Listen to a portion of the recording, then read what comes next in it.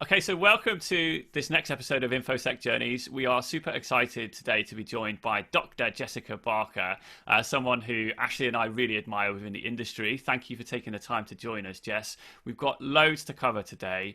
Obviously, we've got your book launch upcoming about cybersecurity and building the foundations of your career. I'm really excited to kind of peel that back more and find out more about why you wrote the book and the content and all the rest of it. You're a big player in the media. We really want to cover the kind of things you talk about, why you get into that space as well, which is really a fascinating part of your the culture that you bring to information security. And all of the stuff you got involved. You run so many different organizations and you're involved in different... honestly, we've got so much stuff to cover. I'm really, really excited. Why don't we throw over to Jess, give us a brief introduction into who you are, what you're all about, and introduce yourselves to our audience today. Sure. Thanks so much. First off, I want to say thank you for welcoming me to the podcast. I love the podcast because I'm really keen on helping people understand more about cybersecurity and understand about the different roles and how we all get into it and stuff like that. So it's a real pleasure to be here.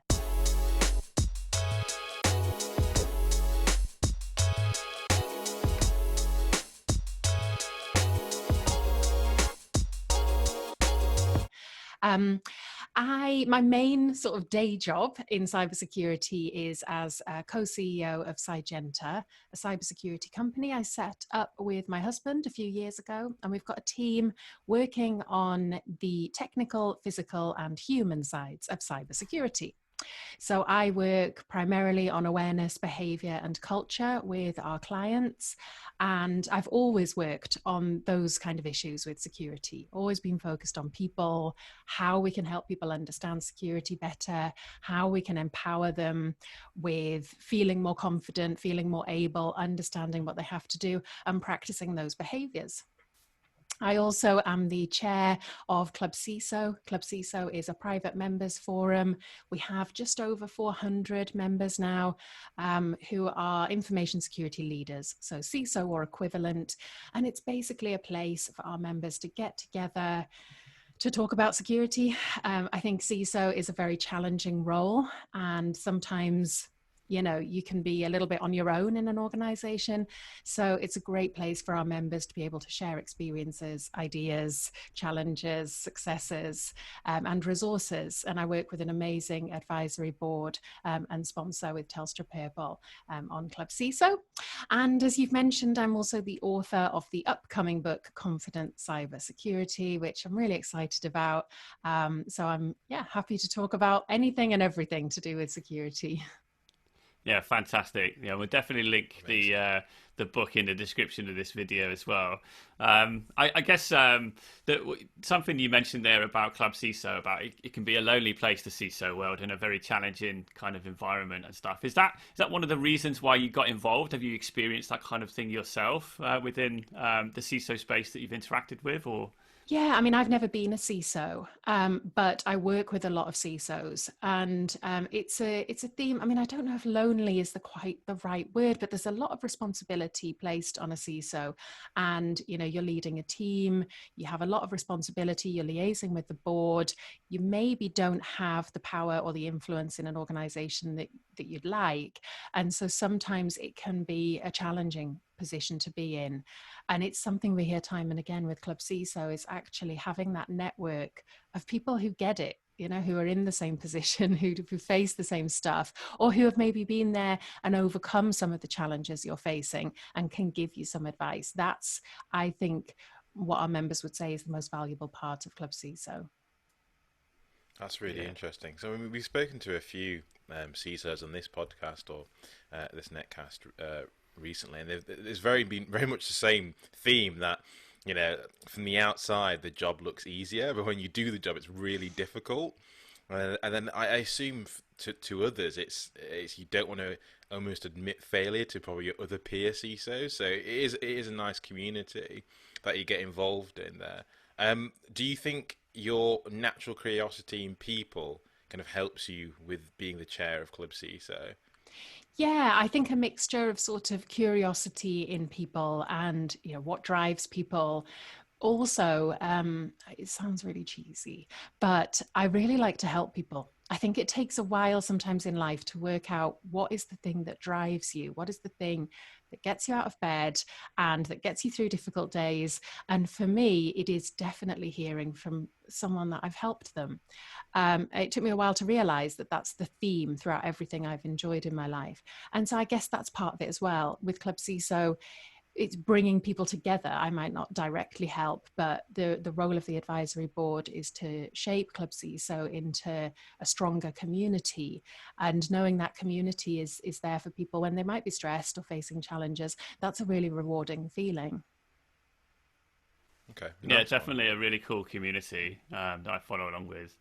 And I know a few members as well, and they definitely echo what you're saying. So it's really nice to hear from yourself kind of what that strategy and mindset is behind the whole community there. Fantastic. Talk to us a bit about Cygenta then. You said you set it up with your husband a few years ago. So you got FC, right? Freaky Clown. He's obviously got his own persona going on, and we've heard him on Darknet Diaries as well. So definitely check that out if you're interested. So how did it come about then? What was the driver for setting up a business within the cybersecurity space? Well, I was working freelance. I had been for a few years, and I guess I felt like I wanted to have a bit bigger impact than just working on my own. And we were having a lot of conversations about the cybersecurity kind of industry. I think because I come from the human side, and FC, his background is in ethical hacking, but also in physical pen tests. So our conversations about security were always about people, about tech, and about physical stuff. And we kind of felt like that was not there was not an organization or a company that really pulled those three together in the way that we saw them. So we kind of thought, okay, let's try and do that ourselves. And that's really where Cygenta was born. And to be honest, because we met through our work, we've always talked a lot about security. It's our work is part of our relationship, always has been. And so it in hindsight, it's just a natural progression that we would go into business together.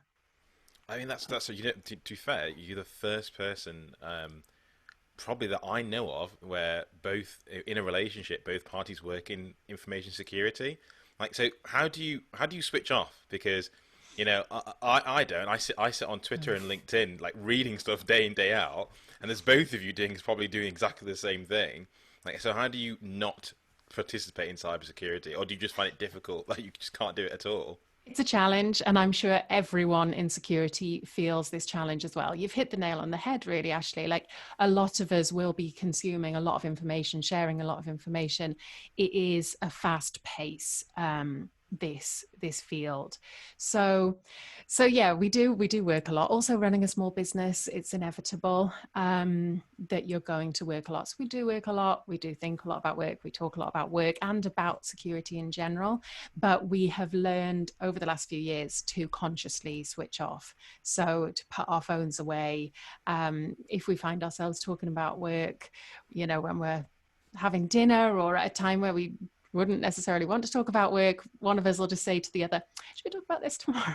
should we schedule a meeting to go over this? So we try and put boundaries around it, but at the same time, we both love what we do. So we enjoy talking about work, and being able to share that with one another, we realize is a privilege. That's fantastic. I know.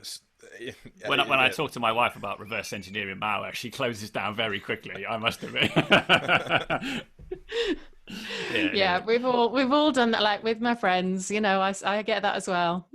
Where sometimes they're like, yeah, Jess, we get it, phishing. Yeah, that's good. But also as well, you touched on there, I mean, it's a small business, right, that you run yourself. So it's not all about the InfoSec side of things. You've got like accounts to worry about, the kind of, all of the taxes stuff and all the businessy kind of running stuff to worry about as well, which I guess is, another part of, being involved in any business, but also information security side of things. You've got, you want to win new clients, and you want to, generate business and execute, whatever you do for a living. But then you've got all of this stuff in the background you've got to worry about as well. That must be quite challenging indeed on your time.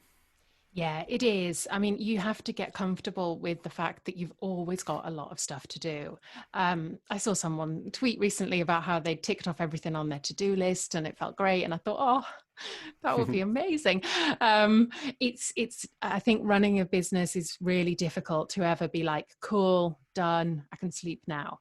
A friend of mine who's been running a business for longer than we have said to me, you always have a list of 3 things: urgent, really important, needs to be done. And he was like, it's always like that. And they just, your tasks shift between them and you just kind of have to get used to it and enjoy it where you can, and recognize that it's actually a great position to be in, to be busy and enjoying what you do.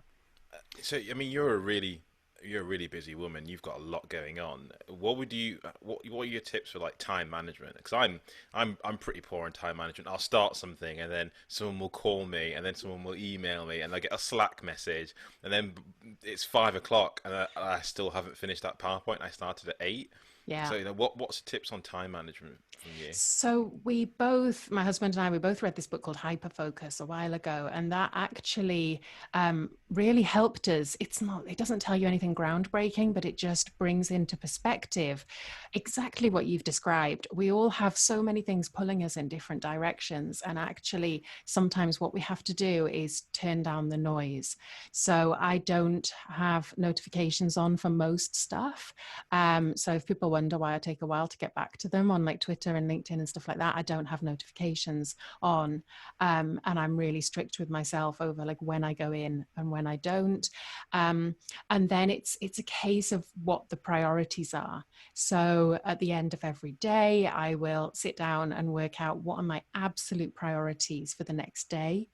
I often schedule stuff in my diary when I've got stuff to do. You know, I block out time, like this is when I'm going to work on XYZ proposals, whatever it might be. And then that helps me realize sometimes I literally just give myself way too much to do in a day. If I schedule it out and I work out like it'll take me this long to write a proposal, it'll take me that long to record a video, be like, oh, okay, I'm trying to do 40 hours work in one day. That's not possible. Let's work it out. So it's just kind of being disciplined with it, I guess. Boring answer, but Yeah. yeah. Well, no, it's right. I think discipline is important, especially self-discipline. And going in self-discipline, you've got a PhD, which is very disciplined. So let's wind back. Let's talk about your first degree. How did you find yourself there? And then your degree isn't necessarily technical or have Yeah. any relation to cybersecurity in any manner. Well, cybersecurity, so I've got to make that very clear. But yeah, so let's talk about your first degree. How did you get there? Sure. So my first degree, I studied in Sheffield and I studied sociology and politics.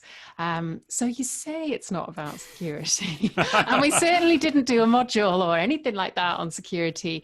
And if someone had said to me then, oh, give yourself a few years, you'll be working in cybersecurity, I'd be like, what?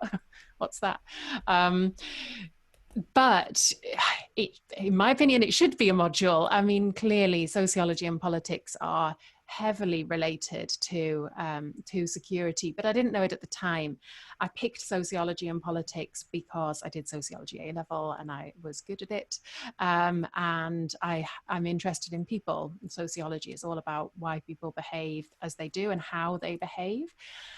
So that seemed like a perfect choice. And at the time, I thought I might want to go into politics. So I did politics at the same time, did some work as an intern in politics, and I enjoyed part of it, but I also realized this is not what I want to do as a career at all. And so I then worked in urban regeneration. So I was by this point living in Liverpool and worked for the Northwest Development Agency on social inclusion projects. Really enjoyed it, but then the opportunity came up to do a PhD. Actually, I've missed something out. I was approached by the university. I was doing some work with the University of Liverpool through the NWDA, and they said, we've got some PhD sponsorships coming up. Might you want to apply? So I applied. I did an interview. It's the worst interview of my life. It was terrible. So I want to mention it because it was a huge failure, embarrassingly bad. So I was not accepted on that PhD, but they said to me, keep in touch. Maybe next year there'll be a topic. It was for a specific topic. And they were like, maybe there'll be a topic that will work better for you next year. So I then did exactly that. And I did a PhD in civic design, which is kind of where town planning meets geography, meets sociology. It's sort of how spaces are shaped.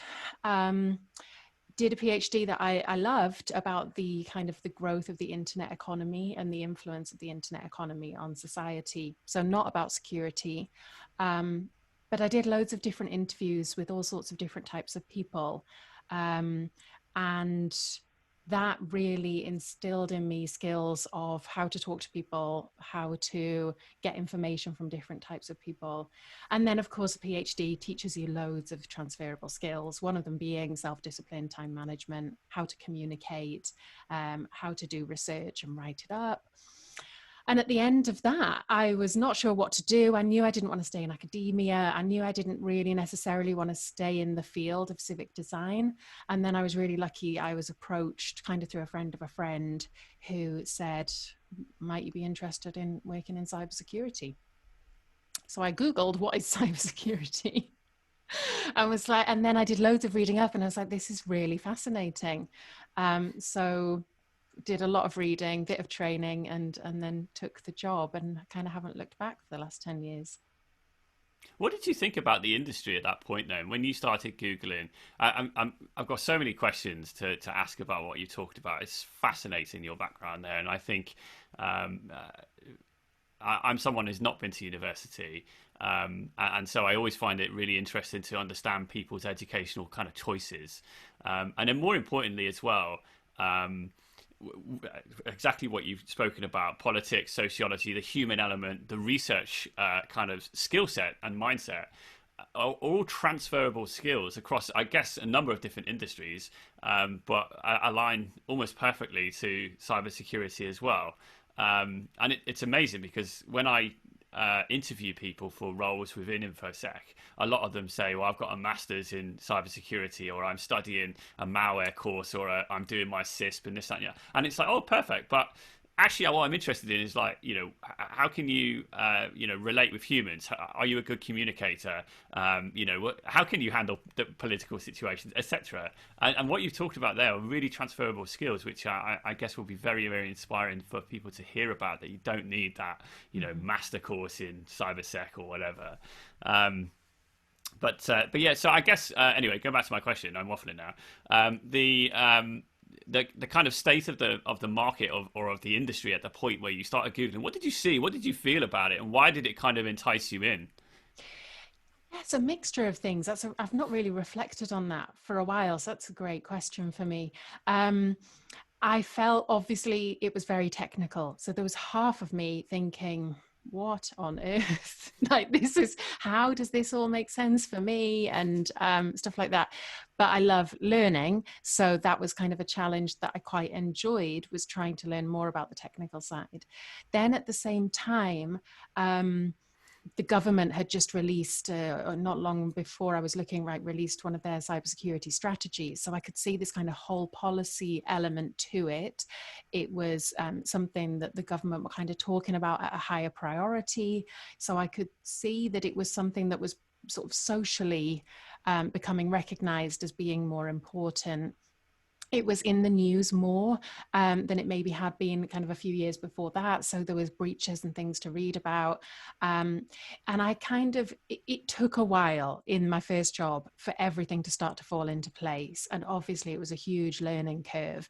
But as things started to fall into place, I realized, like, oh, people are really important in all of this. And I also started to realize that my perspective sometimes on something for me that would seem super obvious, everyone else that I was talking to in the room would be like, oh, I hadn't thought about that. So it took a while, because sometimes we think everyone thinks like us. It took a while for me to realize, oh, actually, I do kind of bring something different to this. That's fascinating. That is fascinating, and I think I'll be really interested to know. So, you talk about the human side a lot, and you've brought that to brought it more into this industry, and you're really pushing it into this industry. But do when you speak to anyone about information security, it's always about the technical controls. Hmm. So, when you are speaking to an organization, how do you move them away from actually, yeah, it's fantastic. You've got all these, EDR and firewalls and next gen everything, but let's look at your people. How do you focus on that? So it was a lot more challenging when I first started out, and particularly I would find even speaking to people sort of in the industry, and if you'd meet at a conference or whatever, I'd say, "Oh, I work on the human side," and they'd be like, "What does that even mean?" And I do think we've had a shift over the last few years. I mean, obviously, there's been people working on the human side of security for a long time, in academia, a really long time. But I think it's really been in the last few years that we've seen this more mainstream recognition that people are really important in this. And if you even just think of RSA this year, the theme was the human element, which I don't think it would have been a few years ago. Hmm. So it has become more recognized. And I find with clients, they usually come to us because they realize that they've done loads of stuff with the technical controls, and that actually a lot of their issues are stemming in one way or another from the human side. And then within that, there is often quite a diversity. Some clients will be fairly mature with it and they will know what their issues are and what to work on. Others will be like, we know we need to do something with people, but we have no idea what. And everywhere kind of in between. So it's then just a case of really understanding the business. And if they don't get it, it's kind of talking to them about things like, it might be their incident response. When it comes to incident response, what do you have around comms? Who do you communicate with? How do you communicate with them? What's your PR response look like with that? When do you tell people internally? How do you tell them? When do you tell people externally? How do you tell them? When do you get regulators or law enforcement involved? You can ask kind of questions that make people realize, oh, okay, none of that is technical. That's all one way or another about people, about the law, about HR, about all of these other disciplines. Is there any kind of common factors then that you see? I mean, you must deal with a lot of different organizations, as you said there, with different scales of maturity, and probably different sizes and focus and budgets on cybersecurity. Is there any kind of like one thing that you wish they'd all do before you kind of get there, and give them the advice and stuff? Is there any common traits that you see? Yeah, I mean, I think there's probably quite a lot. I think the most common trait is that people don't know. So they don't know what their culture is like, or they have an idea, but it's not based on anything other than their assumptions. So if there's one thing I would encourage organizations to do when it comes to people, is to try and put some measurement around it. We have a lot of measurement around the technical side of things, and we know that those metrics are not 100%. We accept that that a lot of metrics are just our kind of best impression. When it comes to the human side, people are reluctant to accept that. So they want metrics that are perfect, or they just don't understand what metrics to put in place. So that's what I would love to see organizations do, is actually think about how can we measure some of this stuff. Because once you know what kind of culture you have, what are the values like, what are the behaviors like, how do they differ between different teams, then you're in a much stronger position to be able to do, for example, your awareness raising. What messages do you push out where? What language do you use? What do you need to focus on? Which teams? How do you need to shape the messaging that might be different depending on your teams? It gives you that insight to your organization to be able to really do stuff that is going to make a difference. And do you find many businesses do that really, really well as well? Do you ever walk into kind of organizations and you're really impressed with the kind of state of affairs, or is it all kind of a bit of a car crash? Is that the reason why your company's involved? It really varies, to be honest. It's amazing to me just how diverse it is. There's a few clients we work with, and their maturity on the human side is incredible. And they're doing stuff that I think is game changing when it comes to awareness, behavior, culture, how to metric it, how to understand it, how to bring in other disciplines. So some clients we work with will have people on the security team specifically to work on psychology or behavioral economics. That's amazing. I would say they're not the norm. Most other organizations are trying in one way or another to catch up with that.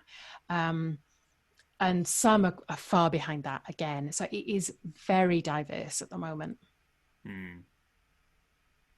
Okay, that is interesting. I've never seen an organization that had anyone like that within their security culture. So that is very interesting to take back. I'd love to see that in more, see how that actually works in practice. Yeah. So rolling back a few years from when you started in the industry, as a female, how did you feel starting in such a very male-dominated world? It's something, again, it kind of took me a while to notice, like, oh, I'm the only woman again. This is becoming a theme. So yeah, but also, I came from academia, which is quite male dominated, particularly kind of the subjects that I was in. So to some extent, you're sort of used to it. And then you start to realize there's not many women. I'm at this conference and there's no women on the agenda. And there's like 3 of us in the audience. That's weird. And then why do you think that is then? What do you think the main issues are around engagement with a more diverse population within InfoSec? I think it's really complicated.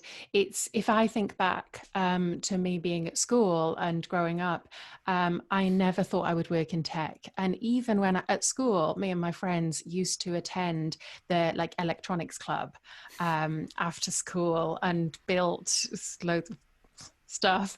I've got a certificate somewhere saying future tech leader of the Northeast. I love it. I should get it out and frame it. Yeah. But I didn't. It was like, well, no, I'm going to work with people, and I didn't realize you could do both. So I think it comes from everything. If we look at, I grew up in the 80s, you look at adverts for computers then, they're all very geared towards boys. So there's these kind of subliminal messages, I think, in society. There's a lack of understanding or of passing the message on to people that actually you don't have to work in pure tech. I'm not saying, of course, girls don't work in pure tech and women don't, because of course they do. But I think something about communicating the diversity and giving girls confidence in tech as well. It was something that I never thought I would be good enough at to do as a job. It was a hobby, but it wasn't something I thought I was capable of doing as a job. If I had, who knows, I might be working in a much more technical role now. So I think that's part of it. And then I think role models make a big difference. It's partly why I try to be so engaged with outreach. It's partly why I do try to have a fairly big sort of public profile, because I want girls like I was to see actually there are women in this industry. I do think sometimes when we keep saying, oh, there's hardly any women working in cybersecurity, the message that we might be sending to girls is there's hardly any women here. So you might not want to do it because you'll be on your own. So the great thing is we're seeing more girls studying it. The NCSC have made huge bounds in terms of getting girls onto their cyber first stuff. I think we're seeing more women come through the industry, and the stats reflect that. So I think the more women we get in the industry, the more it grows, and that's brilliant. Yeah, absolutely. And as you said earlier, I think it's not all about, I think kind of demonstrating that those transferable skills. It's not all about learning how to, be super technical and, reverse engineer exploits and things like that. It's it's such a vast landscape of opportunity within the industry. So yeah, I completely agree with you. Yeah, I think do you see that kind of culture then of in the recruitment space with the businesses that you work with and the organizations that you kind of interface with, I guess through ClubCISO, etc. Are they kind of changing their mindset a bit about recruiting new talent? Are they looking at pipelines of younger talent in the school environment, or is it more, do you think that the kind of UK is still a little bit stuck in its ways of you have to have an IT security background to come and work in InfoSec, that kind of thing? One thing I do hear from CISOs, and I've heard from CISOs at ClubCISO, is that sometimes they will have a challenge where they are open to having, bring on new starters who don't have experience directly in security or don't have certifications, but sometimes they can be coming up against recruitment processes in their organization. Sometimes they have to educate HR that actually we don't necessarily need all these certs. What we need is this particular mindset, this particular kind of attitude, and someone who wants to learn. They can learn all of the all of the skills that we need. So sometimes there's a bit of a breakdown there between what the actual CISO and security team wants and what HR is putting on paper that they're looking for. It is being challenged, and I think it is changing. We have found at ClubCISO we do a report every year, we survey our members, and we found that one of the strongest places for new starters to come from is ex-army or kind of military and apprenticeships. So we are seeing much more kind of focus on bringing on apprenticeships and starting people who maybe don't have the background but have the aptitude. I see that a lot in the US. I mean, certainly from the military side, the ex-military side. Having worked at a major bank in the US, a lot of the InfoSec population came from, were veterans and stuff, and they bring such a rich insight into the frameworks and the maturity journeys and all the rest of it. I think it's something that we haven't really embraced too much in the UK, so it would definitely be good to see that kind of further advance, I guess, in our landscape. I'm really keen to know, I guess maybe without trying to put you on the spot, but also with putting you on the spot, what kind of what skills, maybe like 2 or 3 key skills that you think are most important for someone who, like you, a few years ago, Googled what cybersecurity is and want to break into the industry? What skills do you think you should have in your locker when you're applying that you can really demonstrate and talk about in interviews and stuff? I think wanting to learn is one of the most important things. There is so much to learn in security, and it does change quickly. If you don't enjoy learning, then I think it's a more challenging field to be in. So I think enjoying learning new stuff, enjoying a challenge is probably one of the most important skills. I think communication, one way or another in security, even if you're in a really technical role, most of the roles you're communicating, even if that's report writing on doing a pen test or reverse engineering, whatever it may be, but often you have to communicate with colleagues, team members, people throughout the business, the board. So communication skills are a big one, and problem solving, being able to think about problems from a different perspective.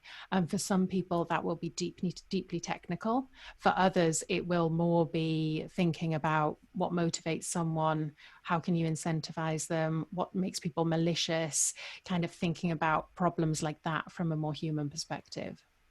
Yeah, that's perfect.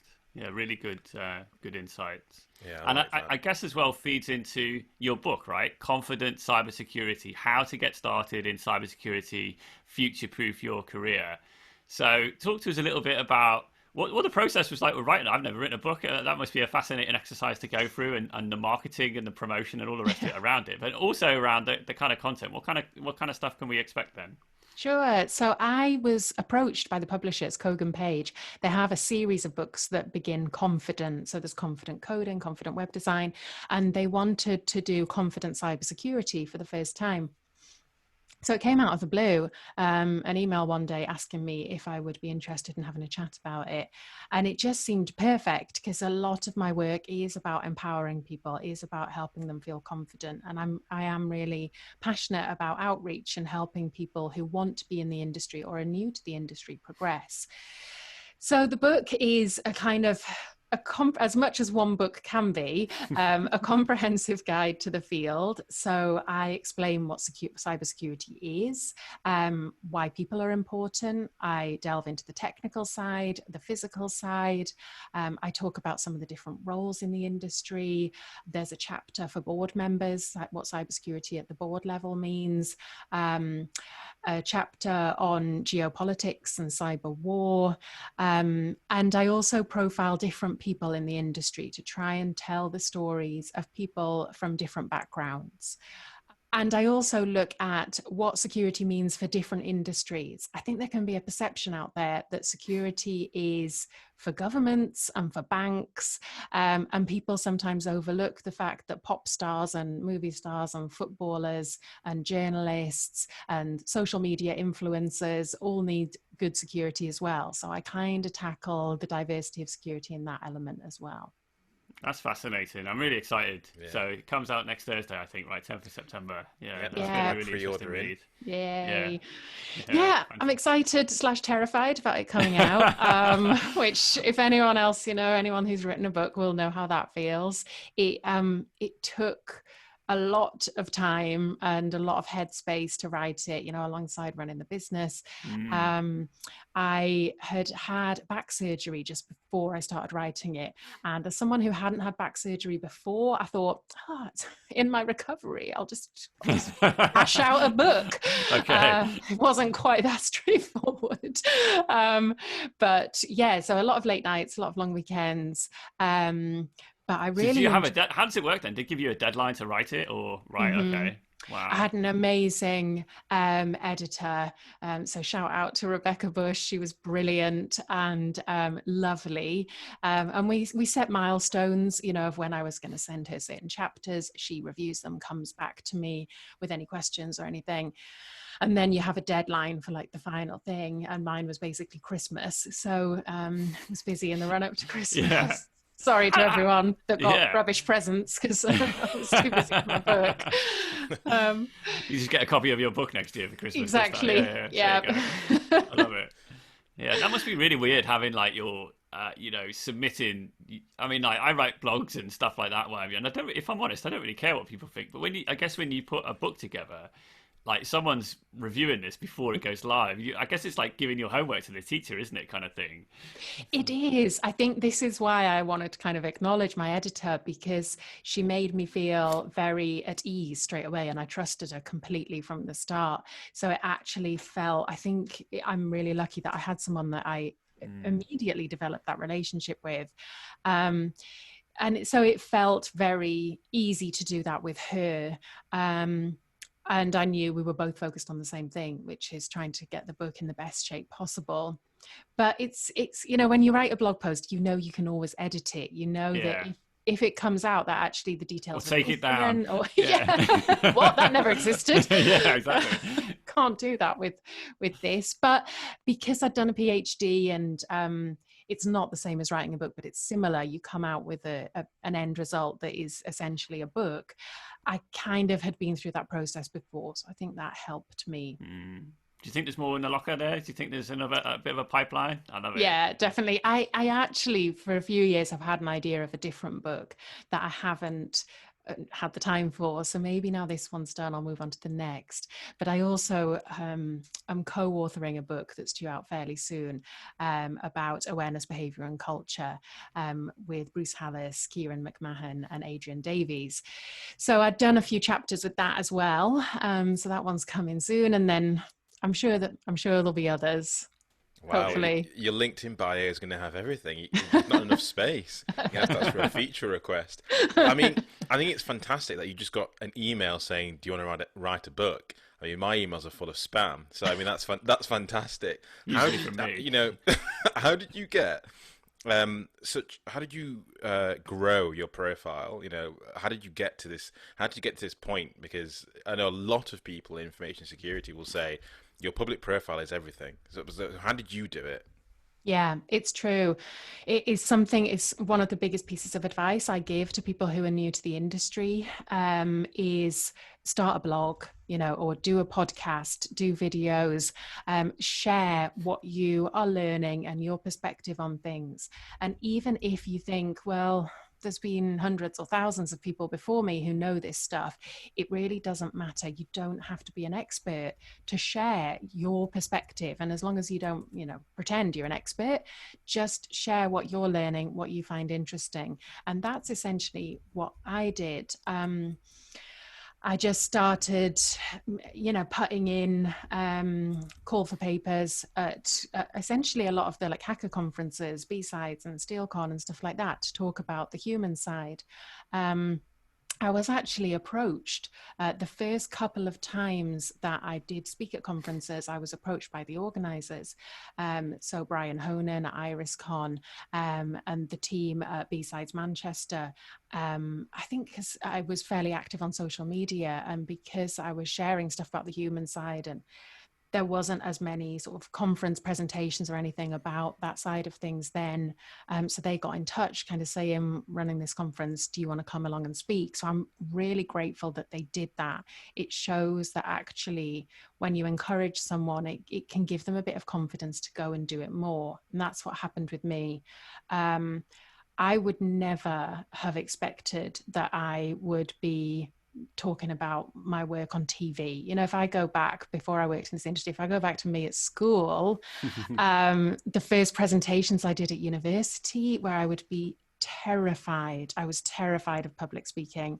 Months before I would have to do a presentation in front of 10 people, I would, be hardly able to sleep thinking about it. And so I just got used to doing that more and more and more. And then somehow now I'm in this position where I do it. I get paid to do a lot of that stuff, and I absolutely love it. So feel the fear and do it anyway is a lot of it. So I love that. Is your confidence through practice, or have you had formal media training? So it's a bit of both. I'm trying to think, the first TV I did, I'd applied to the BBC they were running like an expert women training day, if you wanted media training. So I applied thinking no chance. And they accepted me. And then because it was I was so lucky, it was at this perfect time where security was more and more in the media. So before I'd done the training, they were actually getting in touch saying, we're doing this feature on cybersecurity, will you talk about it? Nice. The training was great. It was a day where I got to go to Media City in Salford and kind of practice being on camera and meet loads of other women who are experts in a total variety of fields. And then from there, it was just kind of just doing it more and more. And I think when you get an opportunity, if you want to do it, but you're too scared to do it, forcing yourself to do it. If it's something you want to do, then forcing yourself out of your comfort zone is my best advice for growing confidence. That's brilliant. There's a lot of great insights there that we can definitely share with our audience. I think it's so impressive and inspiring, I guess, to hear you talk about, your fears, in you're in school and you're in university, etc., being nervous about presenting and looking at how well you present now. It is very inspiring to see that kind of journey. And as Ashley mentions as well, you're following. You've got 16,000 followers on Twitter and counting. Obviously, an enormous following on LinkedIn, etc. What's been the key then? What's the underlying key to that success of growing that following? Again, I remember when I first started using Twitter, a friend convinced me to use it. And I remember her explaining to me what a hashtag was. And I remember seeing people with huge followings, and I remember really well not being able to get to 100 and feeling like I'm never going to get more than 100 followers. And so it amazes me that I've got a sort of a nice following now. I think the key is to share what genuinely interests you, what you find interesting, because that is something sustainable and that is something natural. If you try, from my experience anyway, if you try to engineer it, I think that must be a lot more hard work. So from the start, I just shared stuff that I found interesting, shared research I came across, shared articles I liked. The other thing that I sort of focus on social media is being positive. I'm a naturally positive person. And for me, I like to put out positivity, rather than sort of tearing other people down. I like to try and amplify other people. I like to try to kind of cultivate that more supportive and positive approach to social media. Cool. Fantastic. One of my last questions before we close up here is I read on a previous article you talked about there's no chart of success within the industry. Is it, how do you feel about that? That we always focus on the negatives, on the breaches, on the hacks, on the people losing data, and on the amount of fines people get. Do you think that the media sensationalizes that, or talk about that in a little bit? Yeah, it's funny. I was talking about this on a webinar yesterday. I think it is partly natural. In security, we always are going to look at the failures. We're always going to look at the things that go wrong. That one time out of 100 where there's a flaw, where we didn't catch something, where a mistake was made or someone was malicious. That's our job. So we have to do that. At the same time, it can skew our perspective to be more cynical and to not recognize the positives. So that's why I started to put together a kind of list of milestones to really show that actually the cybersecurity community, we've made huge progress in a very short space. We're a young profession and we're dealing with a massively complicated, really quickly evolving problem or set of problems. So we can feel sometimes disheartened, but when you look at the progress that we have made, both technically and with people, we've done a lot to move forward. And it's important we recognize that, because I think not recognizing it can be a factor in burnout, in stress, in imposter syndrome. If we feel like we're never making progress, then it can be hard to stay motivated. So it's good to recognize we've made a lot of progress. This is why spear phishing emails have got so much better, because we've made everyone more savvy about phishing emails. So the attackers now, they'll always evolve, and we have to evolve with them. But we need to recognize that we are making progress as we do that. Amazing. Wonderful. Well, listen, Jess, you've been a fantastic guest. Thank you for all of your fascinating insights that you've given us today. So if I'm honest, we could keep going and going here and never let you go. But I think I'm really excited to get my hands on the book and also to see what else you publish going forward. So thank you for sharing that with us. And we'll speak again soon. Thank you, Jess. It's been a pleasure. Thanks both.